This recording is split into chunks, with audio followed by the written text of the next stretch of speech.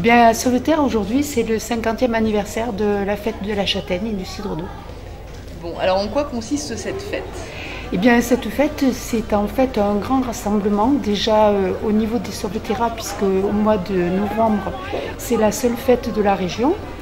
Et donc, beaucoup de gens viennent. Donc, au départ, c'était pour venir sur les tombes des ancêtres, si vous aimez mieux. Et c'est devenu en fait un rassemblement pour toutes les familles autour de la fête de la châtaigne. Alors qu'est-ce qui se passe? Le principe, il est simple. C'était au départ, c'est la saison des châtaignes, on mange des châtaignes. C'est la saison des pommes, on fait du jus de pomme et voilà.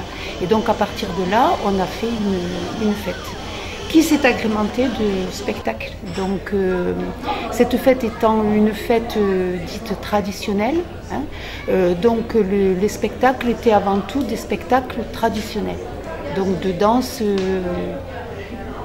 de la région et puis ouvert à d'autres danses traditionnelles d'autres régions ou d'autres pays.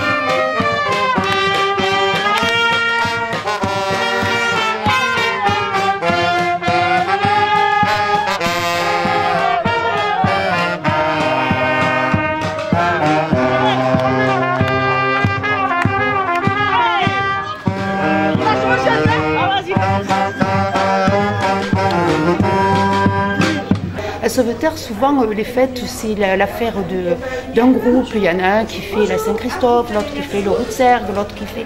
Et la fête de la châtaigne, elle réunit, et depuis l'origine, elle réunit tout le monde.